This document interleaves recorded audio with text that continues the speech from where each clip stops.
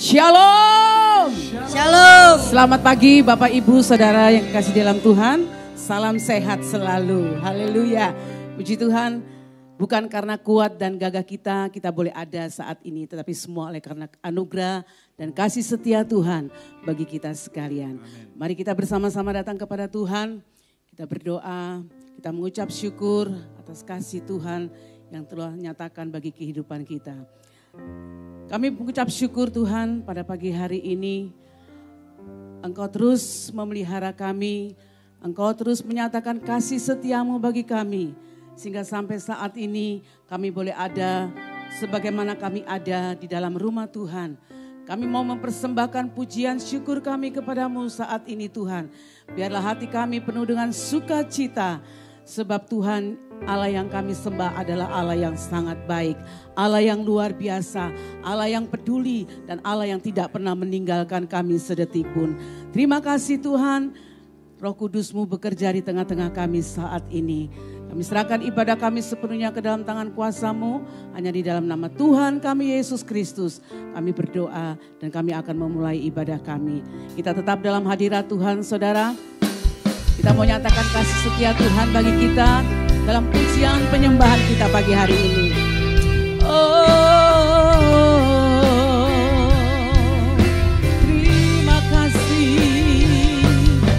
Terima kasih Tuhan untuk kasih setiamu. Haleluya.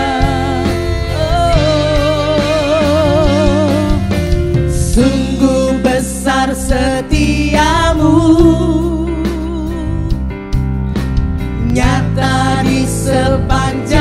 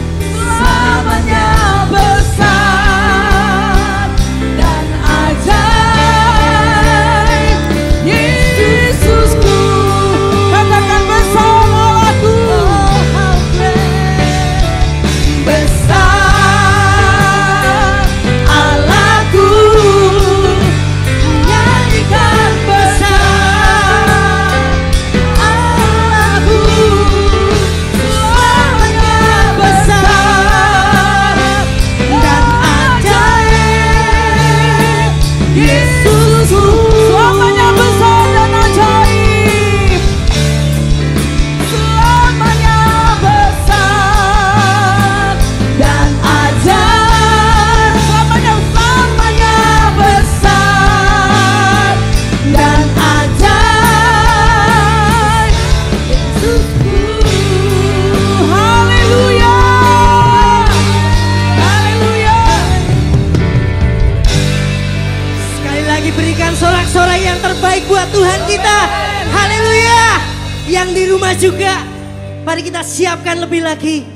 Bukan dengan kekuatan kita, tapi dengan kekuatan Tuhan kita ada di tempat ini. Amin.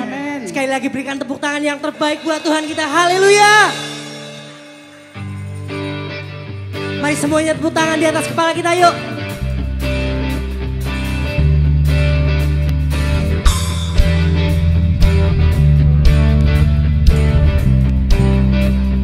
Sama-sama kita katakan, bukan karena kuat, bukan karena gagahku, tapi oleh Rohmu. Puji dan syukurku yang termanis untukmu. Amin. Oh, bukan karena kuat, bukan karena gagahku, tapi oleh Rohmu.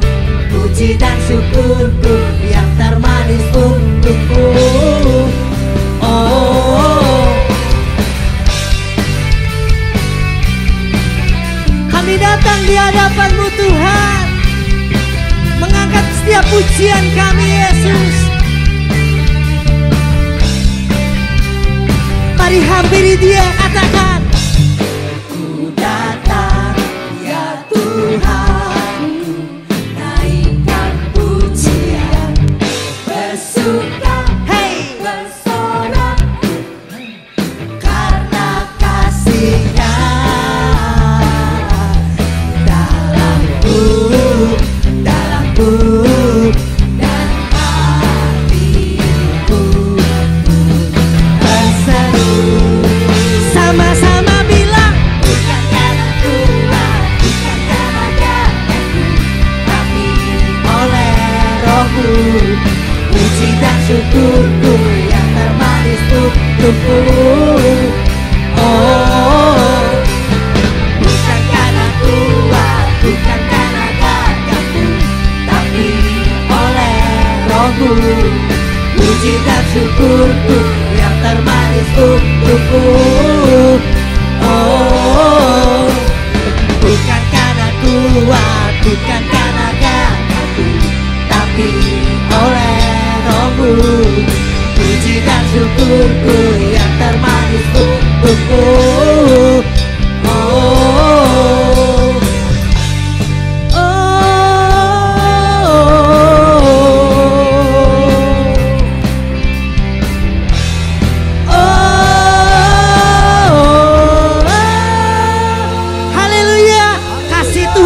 berkesudahan hari ini sampai selama-lamanya. Amin.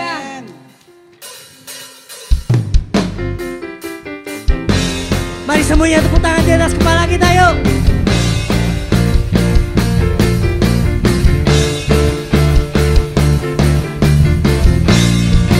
Mari sama-sama nyatakan, indahnya pelangi, cerahnya mentari, namun Kau yang terindah, hanya Kau yang termegah, Yesus. Walau badai menghadang, apapun yang terjadi, bumi pun bergoncang, namun Kau kan setia, menjagaku selamanya. Sama-sama nyatakan, nyata kasih-Mu di sepanjang hidupku. Dengan darah-Mu Kau tebus dosaku.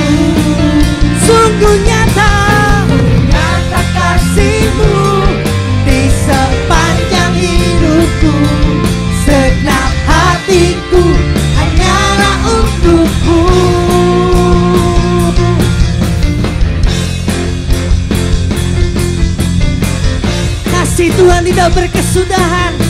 Haleluya. Mari sama-sama kita nyatakan. Seindahnya pelangi, secerahnya mentari, namun Kau yang terindah, hanya Yesus, hanya Kau yang termegah. Apapun yang terjadi, walau badai menghadang dan bumi pun bergoncang, namun Kau kan setia menjagaku selamanya. Nyatakan, sungguh nyata kasih-Mu di sepanjang hidupku. Dengan darah-Mu Kau tebus dosaku. Sungguh nyata kasih-Mu di sepanjang hidupku. Segenap hatiku hanyalah untuk-Mu. Segenap hatiku hanyalah untuk-Mu. Segenap hatiku hanyalah untuk-Mu. Haleluya.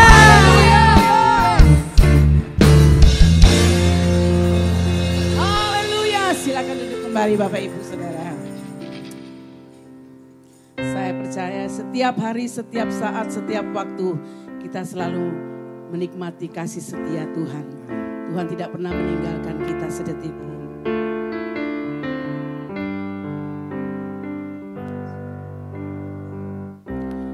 Musim akan selalu berganti,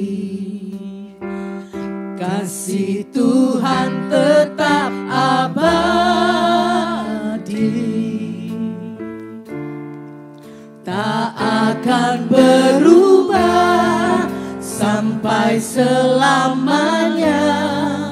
Ku tetap percaya, ku yakin Tuhan memberkati,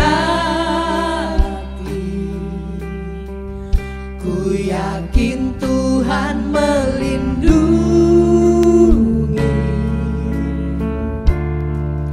Burung di udara Tuhan pelihara,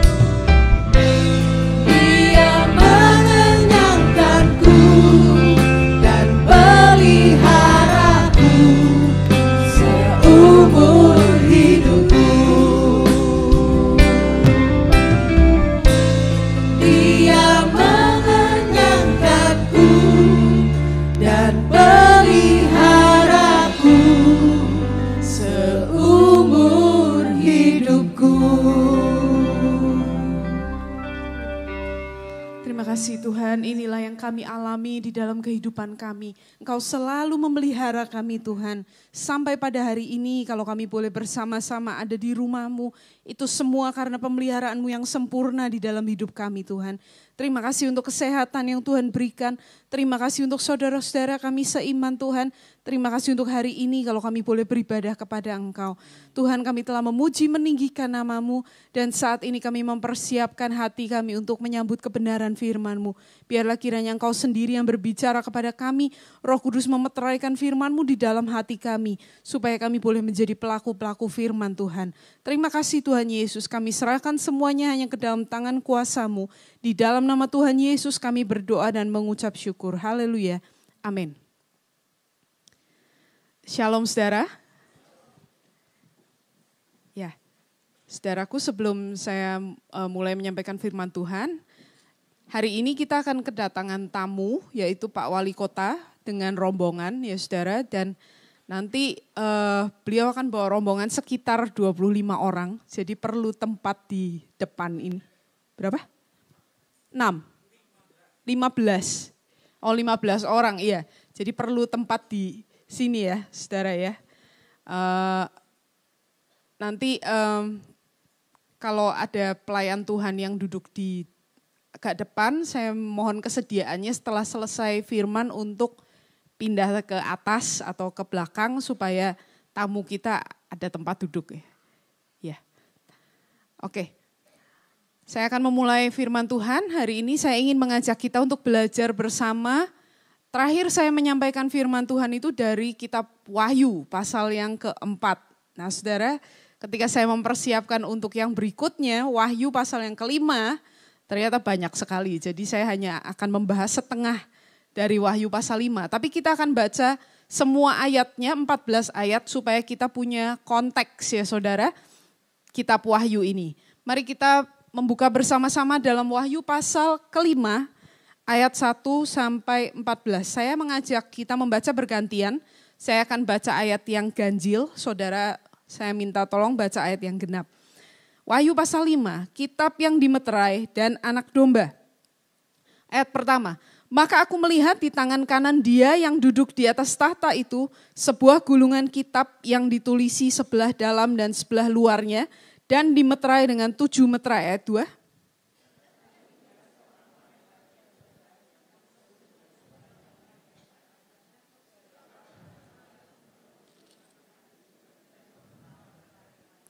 Tetapi tidak ada seorang pun yang di sorga atau yang di bumi atau yang di bawah bumi yang dapat membuka gulungan kitab itu atau yang dapat melihat sebelah dalamnya. Ayat 4.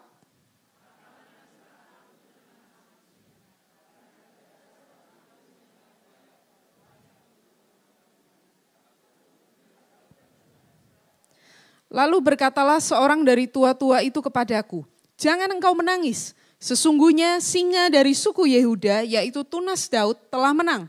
Sehingga ia dapat membuka gulungan kitab itu dan membuka ke-7 meterainya. Ayat 6.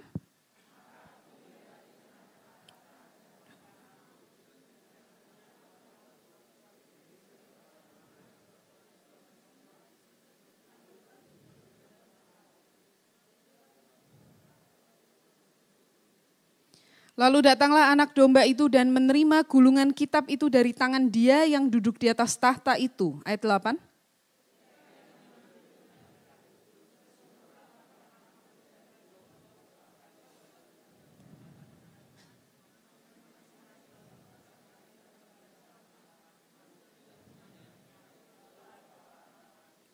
Dan mereka menyanyikan suatu nyanyian baru, katanya, engkau layak menerima gulungan kitab itu dan membuka meterai-meterainya, karena engkau telah disembelih, dan dengan darahmu engkau telah membeli mereka bagi Allah dari tiap-tiap suku dan bahasa dan kaum dan bangsa. Ayat 10.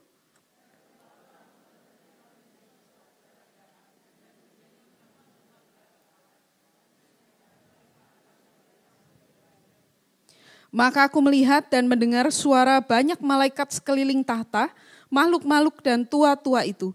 Jumlah mereka berlaksa-laksa dan beribu-ribu laksa. 12.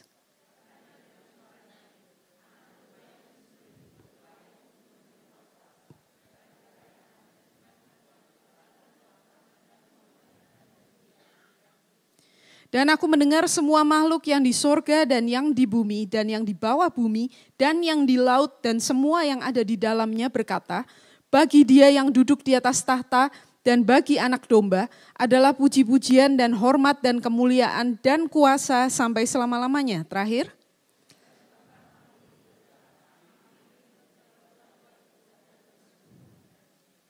Ya, saudaraku, ini adalah sebuah kejadian yang latarnya di sorga, bukan di bumi. Ya saudara ya. Ini semua yang barusan kita baca ini terjadi di sorga.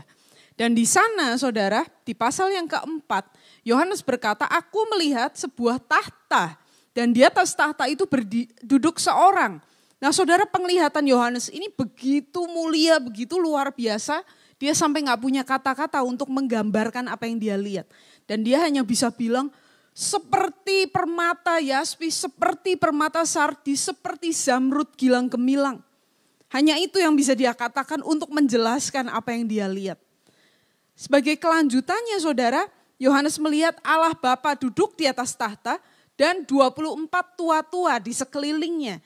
Ini adalah majelis ilahi, sidang ilahi yang Allah ciptakan untuk memerintah bersama dengan Dia di surga. Lalu bagaimana dengan di bumi? Siapa yang sebenarnya diciptakan Allah untuk memerintah di bumi, saudara? Itu adalah saudara dan saya, manusia. Allah berkata berkuasalah atas bumi ini. Nah tapi yang terjadi kita berbuat dosa sehingga kita tidak merasa memerintah di bumi. Tapi saudaraku, penglihatan Yohanes itu berlanjut. 24 tua-tua di sekeliling tahta Allah. Mereka sujud di hadapan Allah, mereka melemparkan mahkotanya di hadapan Allah dan mereka berkata, Engkau layak. Ya Tuhan Allah kami, Engkau layak menerima pujian, hormat, kuasa. Jadi mereka berkata, kami tidak layak walaupun kami memerintah bersama Engkau. Tapi kami tidak layak untuk mendapat penghormatan. Engkau yang layak.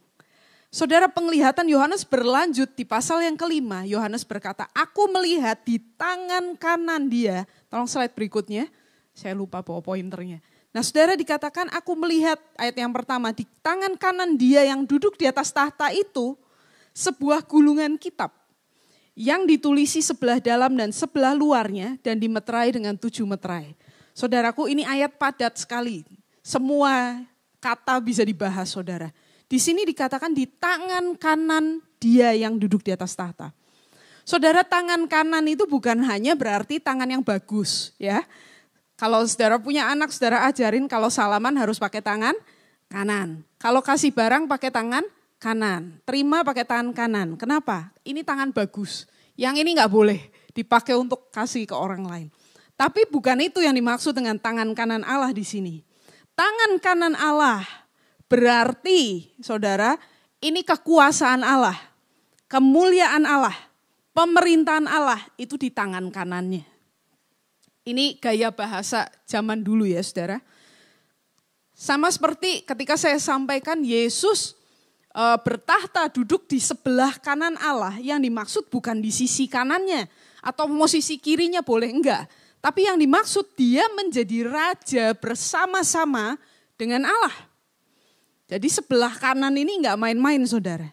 Demikian pula dengan di ayat ini. Di tangan kanan Allah ada gulungan kitab dengan 7 meterai. Dan siapa yang menerima gulungan kitab itu dari tangan kanan Allah, menerima juga semua yang menjadi milik Allah. Kuasa Allah, kemuliaan Allah, penghormatan yang adalah milik Allah, itu juga jadi milik si penerima itu. Nah, saudaraku, dikatakan di tangan kanan Allah ada sebuah gulungan kitab yang ditulisi sebelah dalam dan sebelah luarnya dan dimeterai dengan 7 meterai. Tolong slide berikutnya. Ini gambarnya ya saudara, kira-kira seperti ini. Saudara mungkin yang saya nggak tahu, ini sekarang tren lagi yang bagian bawah itu ya. Meterainya seperti itu saudara. Jadi kayak lilin ya, dicairkan kemudian dicap. Zaman dulu orang pakai cara seperti ini untuk mengesahkan dokumen saudara. Untuk mengunci dokumen gitu. Nah kalau zaman sekarang kita dengar meterai yang kita pikir yang 6.000 itu ya saudara ya. Pada waktu itu enggak demikian. Seperti inilah Ada 7 meterai. Nah saudara, kalau kita nggak tahu latar belakangnya, kita akan menafsirkan macam-macam. Oh 7 berarti, ya, saudara ya, meterai berarti dikatakan di Alkitab Allah memeteraikan kau dengan Roh Kudus. Tapi yang dimaksud di sini sebenarnya bukan itu. Pendengar pertama dari Yohanes, orang-orang yang hidup di zaman yang sama dengan dia, waktu mereka baca tulisan Yohanes, kitab Wahyu, mereka akan langsung tahu apa yang dimaksud dengan gulungan kitab dengan 7 meterai. Ini adalah surat wasiat, saudara. Warisan. Ini makna dari gulungan kitab dengan 7 meterai itu. Nah saudaraku, kalau seorang mau membuat surat wasiat, caranya seperti ini. Dia akan memanggil notaris, ya, seperti sekarang ya saudara ya.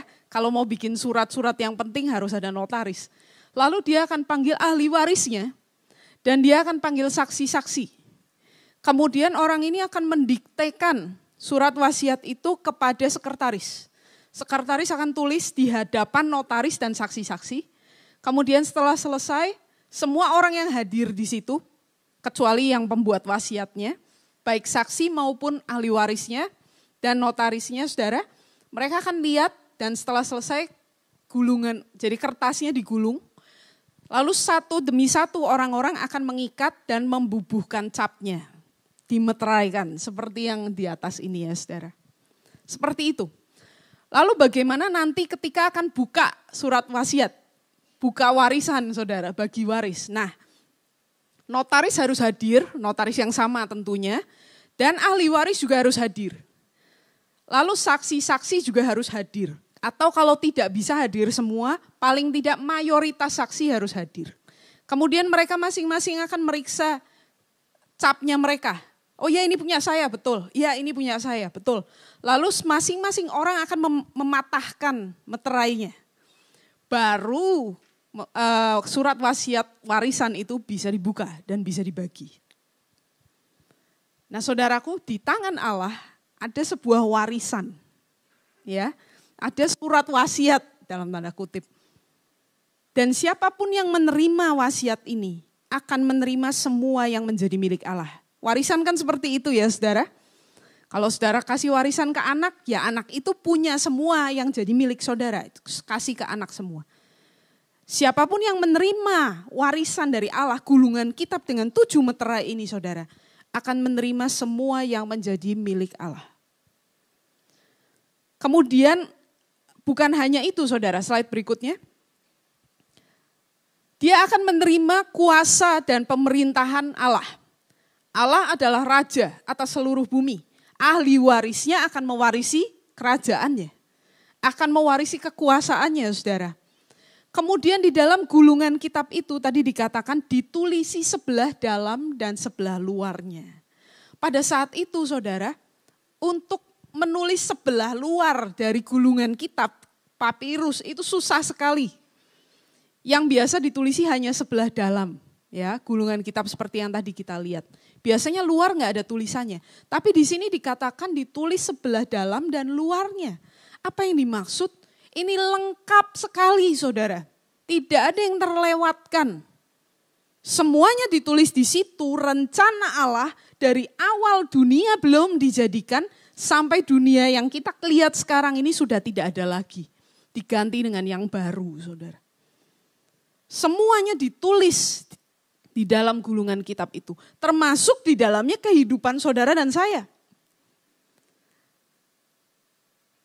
Bahkan Daud berkata, sebelum aku ada sudah tertulis hari-hari yang akan aku lewati.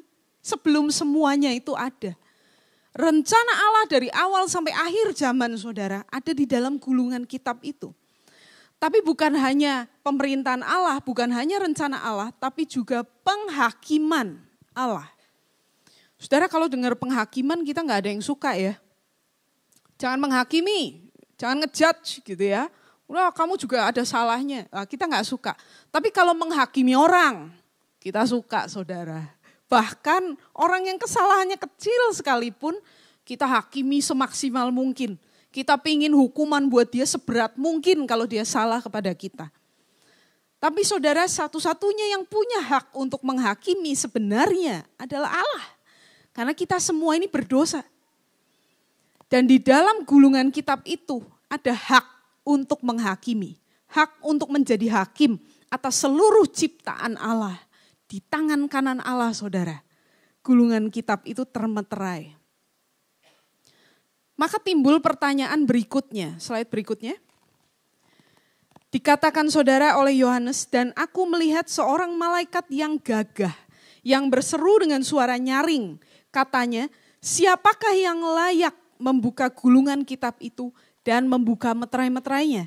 Tetapi tidak ada seorang pun yang di sorga atau yang di bumi atau yang di bawah bumi yang dapat membuka gulungan kitab itu atau yang dapat melihat sebelah dalamnya. Ada seorang malaikat berkata, siapa yang layak? Saudara, kata layak ini dari bahasa dagang pada waktu itu, saudara. Yang seperti timbangan ini ya, saudara. Berarti setara. Kalau saudara pasti tahu semua lah ya, timbangan kodok atau timbangan apa sih namanya yang pakai compreng itu ya, saudara ya. Yang ada bandulnya. Nah, orang taruh misalnya saudara beli buah, saudara buahnya ditaruh di compreng, kemudian orang penjualnya ambil bandul. Sampai beratnya setara, itu namanya layak. Di sini muncul pertanyaan, siapa yang layak membuka gulungan kitab itu dan membuka meterai-meterainya? Pertanyaan ini sebenarnya berarti begini, siapa yang layak menjadi ahli waris Allah? Siapa yang layak menyatakan diri sebagai saksi yang cukup kompeten yang ada pada saat Allah menulis warisan itu? Siapa yang layak menjadi notaris yang mengeksekusi wasiat dari Allah, surat warisan itu? Dan apa yang terjadi, saudaraku? Tidak ada seorang pun yang di sorga atau yang di bumi atau yang di bawah bumi yang layak. Tidak ada seorang pun, saudara, yang cukup bobotnya sama dengan Allah untuk menjadi ahli warisnya. Saudaraku, di dalam bahasa Ibrani, kemuliaan itu adalah kavod dan artinya adalah bobot, saudara. Bobotnya Allah itu begitu besar, begitu berat dibandingkan dengan kita ini enteng. Kita tidak layak atas Allah. Dan di sini saudaraku, siapa yang layak menerima pemerintahan, kuasa, kemuliaan, menjalankan seluruh rencana Allah, menjalankan penghakiman Allah atas dunia, siapa yang layak? Dan kalau dikatakan layak berarti dia setara dengan Allah, padahal kita nyanyi lagu ya saudara, sungguh tak tertandingi, tak ada yang setara denganmu. Tidak ada yang setara dengan Allah. Tidak ada yang sebanding dengan Allah. Dalam pasal 24 tua-tua berkata, ya Tuhan dan Allah kami, Engkau layak menerima puji-pujian, hormat dan kuasa. Sebab Engkau telah menciptakan segalanya. Allah yang menciptakan segalanya tidak punya tandingan saudara. Semua belum ada, dia sudah ada.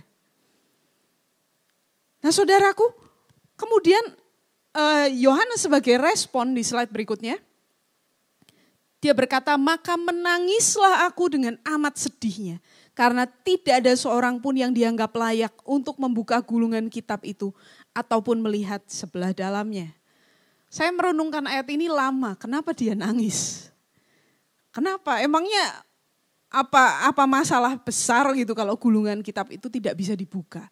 Saudaraku, tadi saya katakan bahwa gulungan kitab itu di tangan kanan Allah, berarti penerimanya akan menerima kuasa dan pemerintahan dari Allah. Bumi ini diperintah oleh Allah. Dan kalau tidak ada Allah yang memerintah saudara, yang terjadi adalah kekacauan. Ini sering di dalam perjanjian lama disebutkan, tapi saya tidak akan jelaskan panjang lebar. Kekacauan yang terjadi ketika Allah tidak campur tangan. Manusia merusak dirinya sendiri, merusak orang lain, merusak segala ciptaan Allah. Ini yang terjadi ketika tidak ada pemerintahan yang absolut dari Allah kita, saudara. Kemudian yang kedua di gulungan kitab itu rencana Allah. Saudara, kalau kita bayangkan rencana Allah itu sangat luar biasa. Firman Tuhan berkata, kamu dipilih untuk diselamatkan, bukan sejak kamu lahir. Bukan sejak kamu dalam kandungan, tapi sejak sebelum dunia dijadikan. Itu rencana Allah untuk saudara, untuk saya. Dipilih untuk diselamatkan. Dunianya belum diciptakan tapi Tuhan sudah berpikir tahun sekian akan lahir seorang yang namanya ini. Dan dia akan diselamatkan. Dia akan hidup kekal bersama Allah selama-lamanya di surga. Allah sudah punya itu di dalam pikirannya, rencananya. Tapi kalau tidak ada yang menerima gulungan kitab itu saudara, rencana itu tidak akan terrealisasi. Rencana itu tidak akan terjadi. Saudara dan saya tidak diselamatkan. Saudara dan saya berharap akan janji-janji Tuhan, semua yang sudah Tuhan katakan, itu semua percuma, tidak akan terjadi. Kalau tidak ada yang menerima gulungan kitab dari tangan Allah. Dan yang terakhir saudaraku, kalau tidak ada yang terima gulungan kitab itu, maka tidak akan ada penghakiman. Nah mungkin buat saudara dan saya, awalnya wah ya nggak apa-apa lah, nggak ada penghakiman gitu ya, bebas kita. Tapi kalau saudara lihat di dunia ini saudara, kenapa harus ada penghakiman? Karena begitu banyak ketidakadilan. Berapa banyak saudara yang pernah diperlakukan tidak adil oleh orang lain. Dan saudara nggak bisa berbuat apa-apa. Sering ya saudara ya, dipaksa, dikondisikan untuk menyuap, menyogok misalnya. Saudara diperlakukan tidak adil di tempat kerja karena iman saudara atau karena si itu kenal orang dalam. Saudara diperlakukan tidak adil oleh orang tua. Saudara diperlakukan tidak adil oleh orang lain. Saudara sendiri juga memperlakukan orang lain dengan tidak adil mungkin. Maka harus ada penghakiman saudara. Saya ingin menunjukkan beberapa contoh. Slide berikutnya. Ini kapal saudaraku. Di laut lepas. Di perairan negara Italia. Saudara lihat kapal itu kapasitasnya dipenuhi dengan manusia. Ini lebih penuh daripada yang seharusnya maksimal. Dan sudah mau tenggelam ya saudara ya. Sudah hampir kebalik kapalnya. Siapa mereka ini? Ini pengungsi dari Suriah. Di negaranya sendiri, saudara tahu, pemerintahnya sendiri itu kirim pesawat ngebom kota-kota mereka. Saya nggak kebayang kalau dari Jakarta datang pesawat jet tempur saudara lalu ngebom Pekalongan. Saudara mau minta tolong ke siapa? Pemerintahnya sendiri membunuhi rakyatnya. Kita mau teriak-teriak apa? Pak Jokowi, Pak Jokowi yang nyuruh misal ya saudara ya di Indonesia. Ini di Suriah. Presidennya Bashar al-Assad, dia yang mengirim tentara untuk membunuh rakyatnya sendiri. Orang-orang gak bisa lari kemana-mana, mereka gak bisa berseru kepada siapapun, gak bisa minta tolong. Minta tolong ke Turki, Turki juga perang dengan Suriah. Minta tolong ke Rusia, Rusia juga kirim tentara. Amerika apalagi saudara. Di kota-kota mereka jadi tempat pertempuran dan mereka melarikan diri, kami gak tahu harus kemana. Udah naik aja ke kapal. Dan setelah itu terkatung-katung di laut sampai ketemu daratan negara lain. Mereka mengambil resiko lebih baik mati tenggelam di laut daripada tetap tinggal di kota-kota mereka. Orang-orang ini mengalami ketidakadilan saudara. Siapa yang menolong mereka? Negara lain gak mau terima mereka. Pemerintah mereka membunuh mereka. Siapa yang akan menolong mereka? Satu-satunya tempat mereka berseru adalah kepada Tuhan. Tolong Tuhan, tolong. Berikan keadilan bagi kami. Dan kalau tidak ada penghakiman, mereka mati sia-sia saudara. Gambar berikutnya. Saudara pasti pernah lihat yang seperti ini ya. Mungkin ikut-ikutan share videonya lewat WA. Jangan ya saudara. Saudara dipakai oleh mereka untuk menyebarkan teror kemana-mana. Saudaraku, ini adalah tentara-tentara Suriah yang ditangkap oleh ISIS. Dan akan dieksekusi. Anak-anak muda jadi tentara.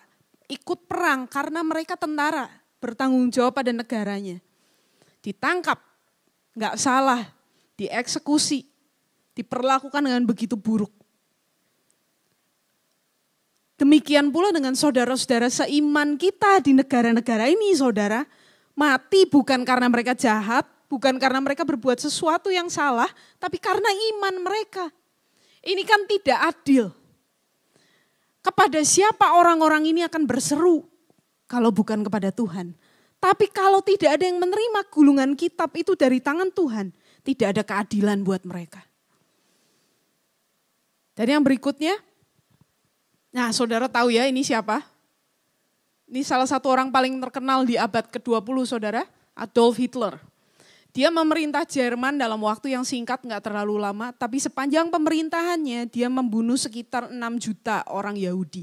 6 juta. Itu sepekalongan mati semua saudara, dengan kota-kota tetangganya. Dan saudara lihat yang di sebelah kanan ini, itu sepatu. Di salah satu camp konsentrasi mereka di kota Auschwitz, Jerman. Orang-orang Yahudi yang ditahan di situ dibilang, copot sepatunya di sini, kalian masuk ke ruangan nanti akan dimandikan. Mereka masuk ke satu ruangan yang besar, sebesar ini mungkin. Lebih sempit sedikit, ribuan orang. Dan di situ mereka digas dengan gas beracun. Mereka nggak pernah keluar lagi untuk ambil sepatunya. Ada 110.000 pasang sepatu hanya di camp itu, saudara. Dan orang-orang Yahudi yang selamat dari camp konsentrasi, mereka membagikan kesaksian mereka. Ketika kami ada di situ, menderita sekali. Ketika dibebaskan oleh pasukan sekutu, setelah Jerman menyerah di Perang Dunia Kedua, saudara, itu badan mereka tuh tulang belulang. Kurus sekali, sebagian besar sudah tinggal mati.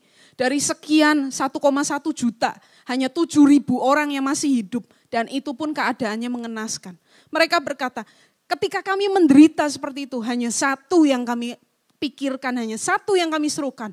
Tuhan Allah Israel, berikan kami keadilan. Ini saudara, kalau Tuhan tidak ada yang menerima gulungan kitab dari tangan Tuhan, tidak ada keadilan buat mereka. Di akhir zaman nanti tidak ada hakim yang akan membuat setiap orang bertanggung jawab atas perbuatan mereka.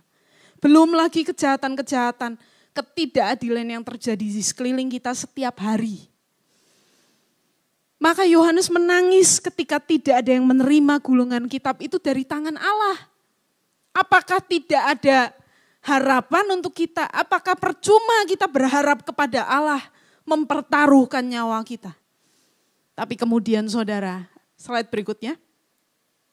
Lalu berkatalah seorang dari 24 tua-tua itu kepada Yohanes, jangan engkau menangis. Sesungguhnya singa dari Yehuda, yaitu tunas Daud, telah menang. Sehingga ia dapat membuka gulungan kitab itu dan membuka ketujuh meterainya. Saudaraku, tua-tua itu berkata kepada Yohanes, ada yang layak, ada yang setara dengan Allah, ada yang bisa menerima gulungan kitab itu dan menjalankan pemerintahan atas nama Allah, menjalankan penghakiman atas nama Allah dan menyelesaikan rencana Allah. Singa dari Yehuda, dia katakan. Tunas Daud. Saudara, ini juga bisa dibahas panjang lebar, tapi intinya seorang pemenang karena singa adalah lambang kerajaan, lambang kekuasaan ya saudara, raja hutan. Dia lambang keperkasaan. Tapi ketika Yohanes melihat singa dari Yehuda yang dimaksud tadi, yang dia lihat bukan singa saudara. Slide berikutnya. Maka aku melihat di tengah-tengah tahta dan keempat makhluk itu, dan di tengah-tengah tua-tua itu berdiri seekor anak domba seperti telah disembelih. Bertanduk 7 dan bermata 7. Itulah ketujuh roh Allah yang diutus ke seluruh bumi. Bukan singa yang dilihat Yohanes.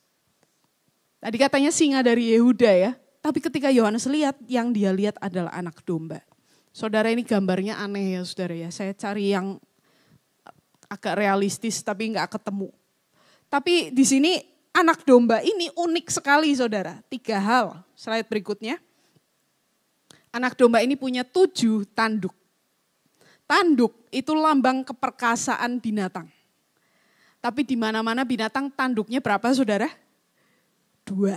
Ya, kecuali badak bercula 1, itu tanduknya 1. Tapi binatang-binatang biasa tanduknya 2. Di sini anak domba mestinya nggak punya tanduk. Tapi yang ini punya saudara, bertanduk 7. 7 ini merupakan lambang dari kesempurnaan.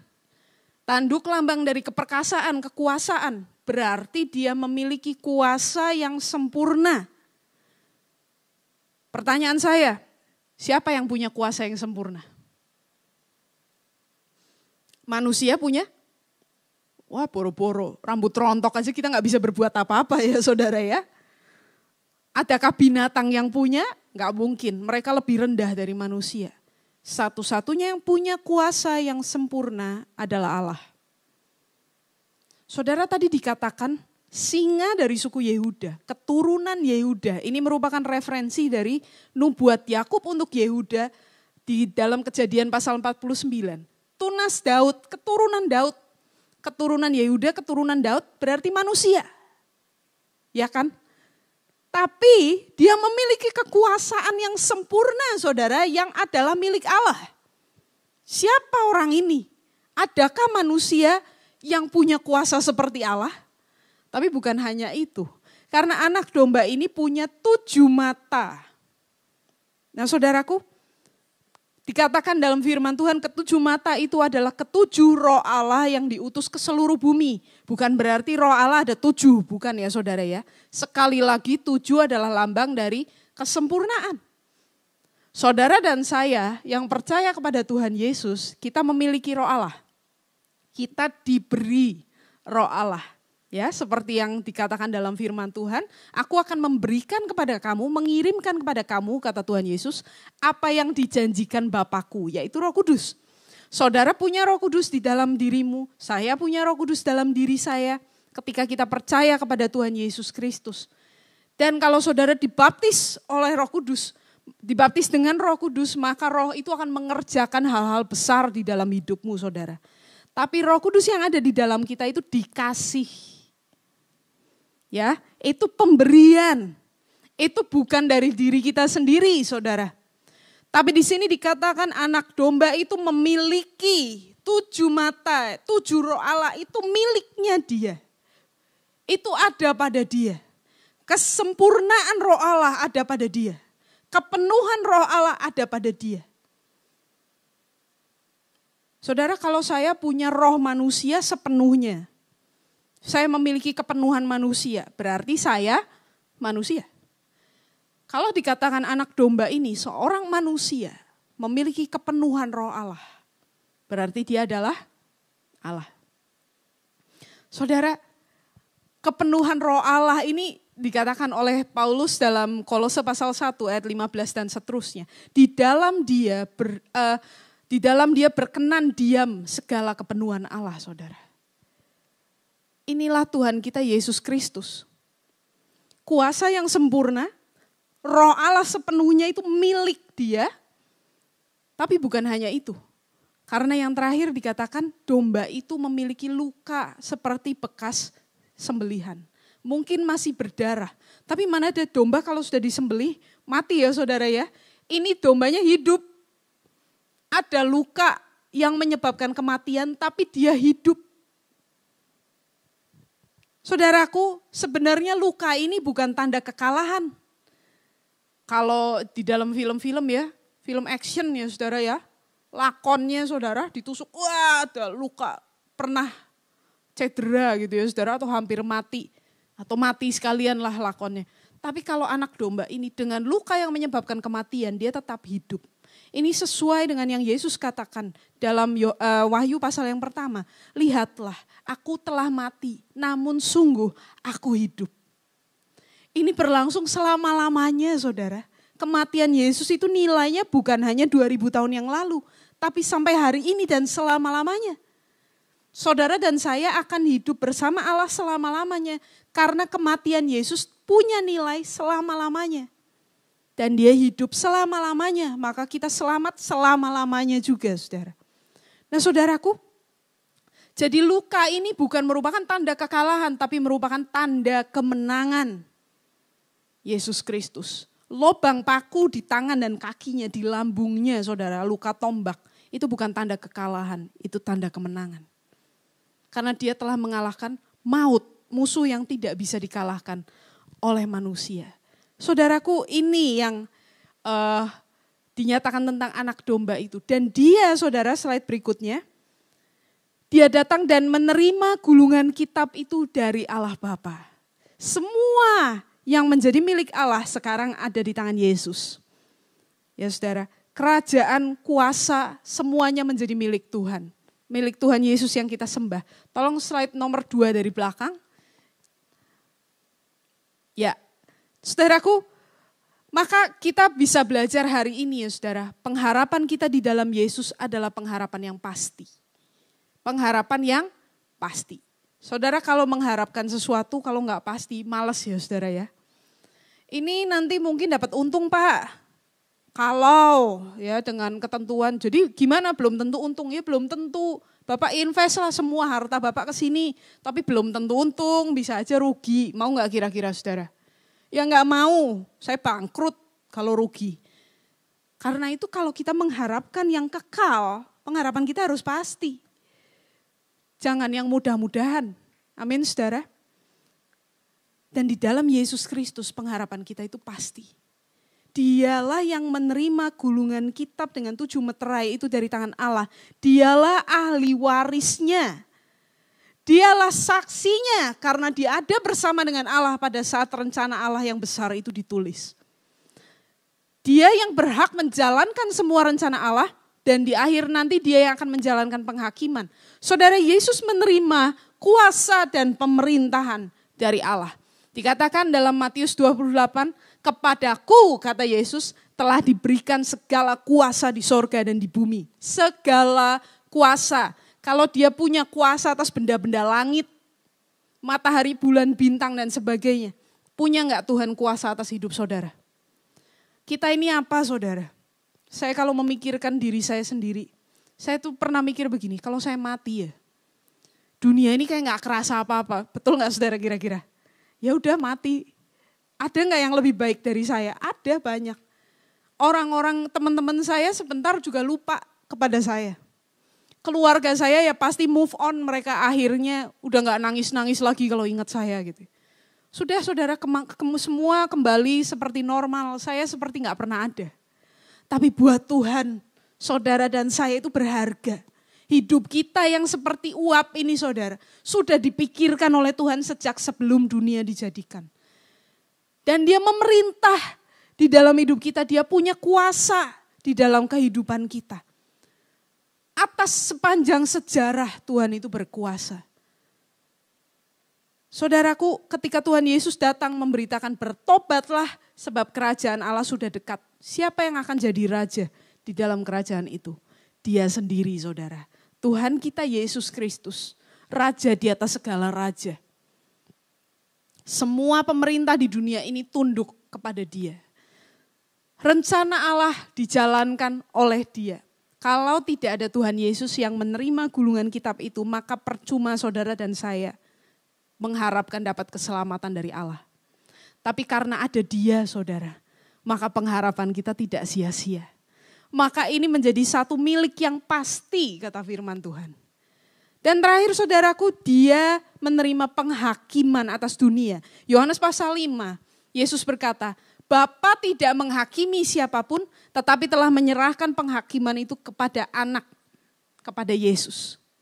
Satu hari nanti, ini bukan hanya kita yang tahu ya saudara, tapi orang-orang yang dengan kepercayaan lain mereka juga dengar. Satu hari nanti siapa yang akan jadi hakim di akhir zaman. Semua orang harus memberikan pertanggungjawaban pada dia. Itu Tuhan kita, Yesus Kristus. Saudaraku, mungkin kita berpikir ya, saya ini orang baik. Saya gak pernah macam-macam, hidup lurus-lurus saja. Saya juga orang baik saudara, saya juga gak pernah macam-macam. Tapi saya sadar penuh kalau Tuhan bongkar hati saya, pikiran saya gak mungkin lolos dari hukuman. Kamu pernah mikir seperti ini tentang orang itu, tentang orang tuamu, tentang temanmu, tentang pasanganmu. Kamu pernah berpikir seperti ini? Kamu pernah punya rencana yang demikian? Saya gak mungkin lolos dari hukuman. Saudara tidak mungkin lolos dari hukuman. Semua orang akan menghadap dia dan harus mempertanggungjawabkan perbuatannya. Mungkin kita berpikir, aduh kalau gitu amsyong ya saudara ya. Gak ada harapan dong buat kita. Ada saudaraku. Dan tindakan saudara hanya bisa diambil di dalam hidup yang sekarang. Karena nanti sudah tidak bisa lagi. Harus sekarang saudara mengambil keputusan. Saudara mau gak berdamai dengan hakim seluruh bumi? Sebelum dia menjatuhkan hukuman atas engkau. Saudara bisa berdamai dengan dia dan berkata, Tuhan Yesus, anak domba Allah yang disembelih untuk mengampuni dosa-dosaku. Aku mengakui semua kesalahanku Tuhan. Aku memang orang berdosa seperti yang firman-Mu katakan. Dan aku bertobat. Aku serahkan hidupku untuk mengikuti rencana Tuhan. Maka pada akhir zaman nanti saudara tidak berjumpa dengan hakim untuk dihukum. Roma 8 ayat yang pertama. Demikianlah sekarang tidak ada penghukuman bagi mereka yang ada di dalam Kristus Yesus. Saudara akan berjumpa dengan Yesus bukan untuk dihukum tapi untuk menerima upah saudara. Ini anugerah yang sangat besar. Karena itu saudaraku, saya mengundang kita sebelum kita harus menghadap hakim yang agung itu. Bereskan urusanmu dengan dia. Minta ampun atas segala dosa-dosamu. Serahkan hidupmu kepada Tuhan untuk mengikuti dia. Kalau saudara belum melakukan ini, lakukan hari ini saudara. Mungkin tidak ada hari esok.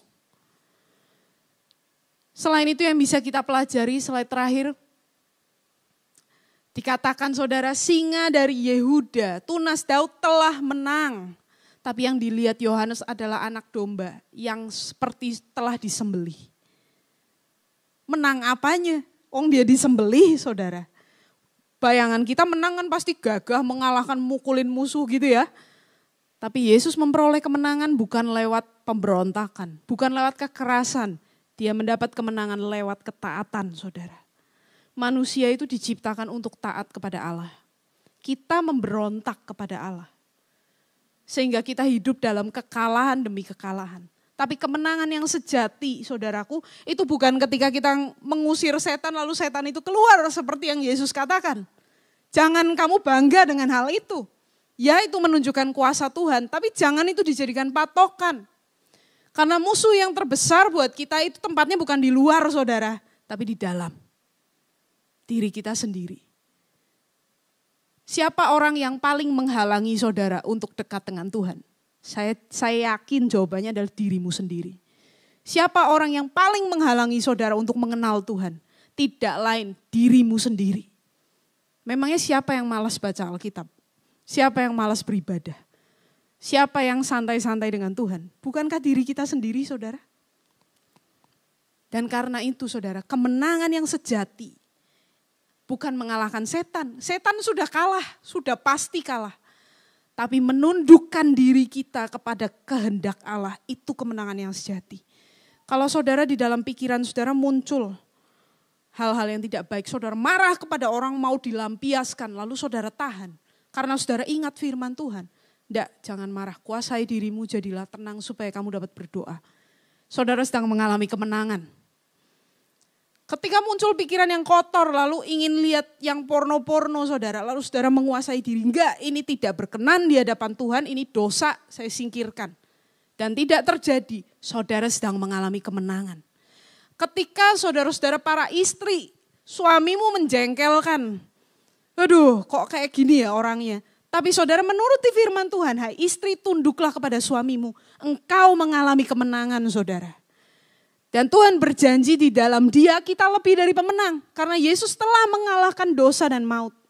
Kalau saudara mau hidup di dalam kemenangan, satu yang harus kita lakukan sesuai firman Tuhan. Menyangkal diri, memikul salib untuk mengikuti dia. Menyangkal diri saudara, enggak. Aku mau mengikuti kehendak Tuhan. Itulah kemenangan yang sejati. Dan ketika kita mengikuti jejak Kristus, anak domba Allah yang disembelih. Kita juga akan mengalami kemenangan bersama dengan dia. Saudaraku, mari jadikan firman Tuhan ini sebagai pegangan bagi kita. Di tangan Kristus ada gulungan kitab yang sudah dibuka meterai-meterainya. Di dalam dia ada jaminan yang pasti. Di dalam dia ada keselamatan. Dan di dalam dia ada keadilan yang sempurna. Dan kalau saudara mau mengikuti jejak Kristus, maka saudara harus hidup di dalam ketaatan, penundukan diri kepada Allah. Maka kita akan menjadi pemenang bersama-sama dengan dia. Amin untuk firman Tuhan. Mari kita berdoa saudaraku.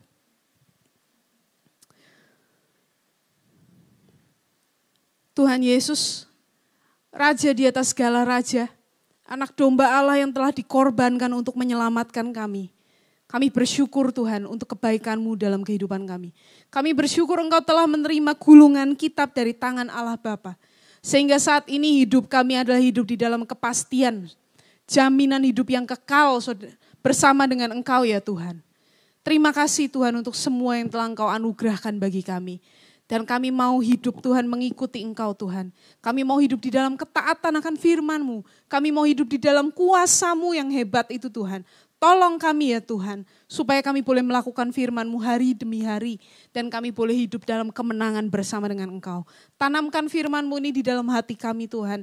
Dan Roh Kudus yang menolong kami untuk melakukannya dalam kehidupan kami sehari-hari. Terima kasih Tuhan, kami bersyukur dan kami serahkan semua yang telah kami dengar ke dalam tangan-Mu. Biarlah kami boleh hidup sesuai dengan kehendak-Mu. Hanya di dalam nama Tuhan Yesus kami berdoa dan mengucap syukur. Haleluya. Amin.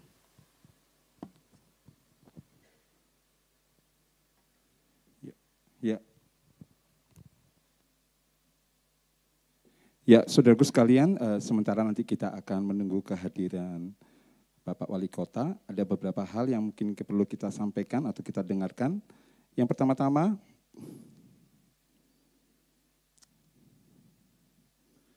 ibadah gereja kita tetap berjalan seperti biasa, mulai dari hari Senin sampai dengan hari Sabtu, kemudian minggu depan kita akan bersama-sama memasuki perjamuan kudus. Jadi mari sama-sama kita persiapkan seluruh kehidupan kita untuk boleh menikmati perjamuan kudus pada minggu depan. Karena minggu depan adalah bulan yang baru, jadi mohon kesediaannya kepada seluruh petugas perjamuan kudus untuk bisa hadir bersama-sama di dalam ibadah pujian dan penyembahan pada hari Jumat yang dimulai pada pukul 6 sore. Adapun petugas perjamuan kudus sudah tertera atau mungkin nanti dari pihak sekretariat gereja akan menghubungi para petugas perjamuan kudus. Nah, saudaraku sekalian, setelah ibadah ini selesai, mohon kesediaan kepada seluruh jemaat Tuhan untuk tidak meninggalkan tempat atau meninggalkan gereja ini, ruangan gereja ini, karena kita akan bersama-sama mendengarkan sambutan dari Bapak Wali Kota. Nah, saudaraku sekalian, nanti juga setelah doa berkat dan doa penutup, untuk memulai acara bersama dengan Bapak Wali Kota, kita akan menyanyikan lagu Indonesia Raya. Jadi mohon untuk menyanyikannya dengan sikap sempurna, tanpa bertepuk tangan. Ya, itu saja mungkin yang perlu saya beritahukan kepada jemaat Tuhan di tempat ini. Selanjutnya saya serahkan kepada Bapak Gembala.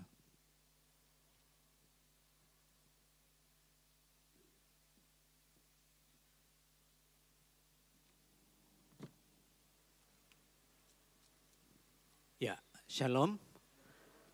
Puji Tuhan, kelihatannya sebentar lagi Pak Wali Kota sudah datang. Ya, jadi saudara-saudara tetap duduk tenang, nanti dia akan memberikan wejangan bagi kita semua. Ya, mari kita bangkit berdiri, kita akhiri ibadah kita pada pagi hari ini. Kita tundukkan kepala di hadapan Tuhan, kita masuk dalam doa. Bapa yang baik, di dalam nama Tuhan Yesus Kristus, kami mengucap syukur kepadamu Tuhan. Karena Engkaulah pengharapan yang sejati, yang benar Tuhan. Oleh sebab itu Tuhan, kami di dunia ini Tuhan, untuk kehidupan kekal kami berikan semua hidup kami untuk berharap penuh kepadamu. Karena Engkaulah satu-satunya pengharapan yang benar menuju keselamatan kekal di surga. Untuk itu kami sangat bersyukur kepadamu karena Engkau telah memilih kami dari sejak dunia belum dijadikan dan Engkau sudah menetapkan kami menjadi milik-Mu. Tuhan, oleh sebab itu kami menyerahkan seluruh hidup kami dalam pimpinan-Mu Tuhan. Di dalam setiap langkah kehidupan kami, biarlah tangan kanan-Mu menuntun kami semua. Memberkati pekerjaan kami, memberkati semua usaha daripada jemaat-Mu. Sehingga nama Tuhan dipermuliakan. Terima kasih Tuhan, sebelum kami tinggalkan tempat ini, biarlah Engkau ada di tengah-tengah kami, menyertai kami semua. Kami mengangkat tangan kami di hadapan-Mu Tuhan, dengan tangan terangkat. Biarlah kasih karunia, berkat damai sejahtera dicurahkan dari Bapa di dalam surga, di dalam nama Tuhan kami Yesus Kristus. Tuhan menyertai dan memberkati kami mulai sekarang ini sampai kehidupan kekal. Dalam nama Tuhan Yesus Kristus kita katakan bersama. Amin.